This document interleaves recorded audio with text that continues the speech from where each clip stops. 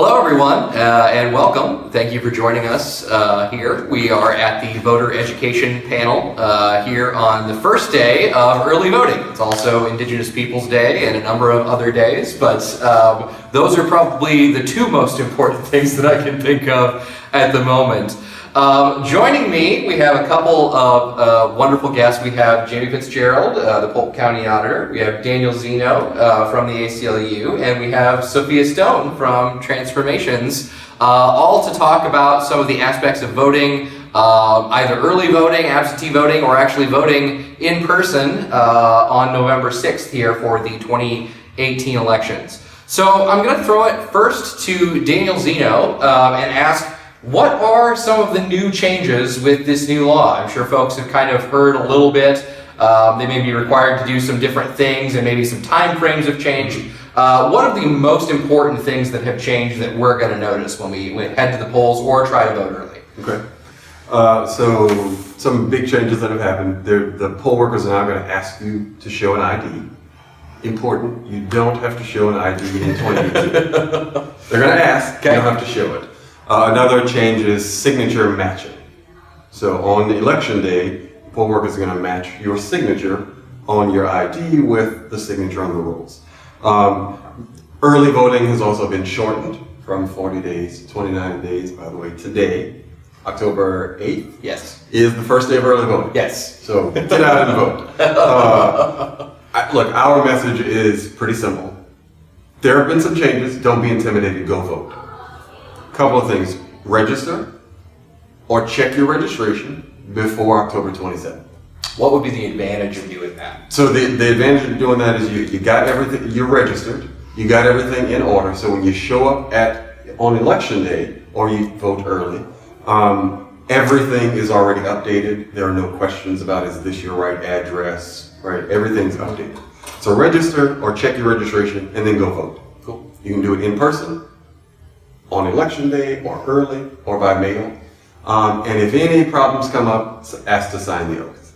That's sort of our simple message. I do want to talk about one quick thing. Sure. So there's been media about a lawsuit that's been filed about the voter ID law. Yeah. That lawsuit did not challenge voter ID itself. So it's not about voter ID itself. It challenged some other parts of the law, generally about early voting. Again, the message is, don't be intimidated, go vote. If anything comes up, you got the oath.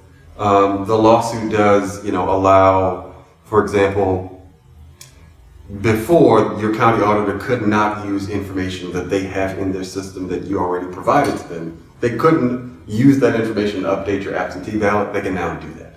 So there are some technical things that happen in the lawsuit, but don't be intimidated, don't be confused. We're here to hopefully help you be educated. So you show up at the polls, you vote. Any problems, again, ask to sign the oath. Cool. Very good. All right, so Sophia, one of the things that we talked about a whole lot when this law was being discussed was its impact on the trans community and its potential impact on the trans community. What are some concerns that you've heard from the community or concerns that you may have yourself about voting this cycle with this new law in place? Yeah, so with the new voter ID law in place, a lot of trans folks are pretty scared about being denied their right to vote, because when you're transitioning as a trans person, there can be a lot of discrepancies between your legal ID and how you look, how you identify, how you present yourself to the world. A photo on an ID could look drastically different, as there's a lot of physical changes with transitioning. You could go by a different name. You can go by a different name than what's on the ID. Even a lot of trans folks are also end up being worried about the sex designation on these, because you may end up presenting one way, but that sex designation could make people think that you're supposed to be presenting in a different way. And so a lot of people are really worried what that's going to mean what happens if somebody at a polling place says that this isn't a valid ID, that this isn't, that you're not going to be able to vote here because we think you're trying to fraud the system. Yeah, absolutely. So if that happens, Jamie, what should that person do if they're challenged on their ID, especially as somebody that's going through a transition or somebody that is having rapid changes to their appearance regardless of how they identify it? Well, the one thing we want to be clear about is you don't need an ID this year. Right. If you're pre-registered, which means you're registered to vote before 5 o'clock on October 27th, you're going to be in the election register. And that gives you the opportunity to either sign the oath or present an ID. If there are problems at the polling site, we ask you to call your local county auditor. They can get involved, but call them immediately. Don't wait a few days, don't go to Facebook. Call them when you're there so they can actually handle it right there. And the law has changed quite a bit. As Daniel mentioned, there's an injunction. So the poll workers aren't checking signatures. You don't have to put your voter ID number, which was your driver's license or your PIN that, for the card that we sent if you have an Iowa driver's license. So those are both out.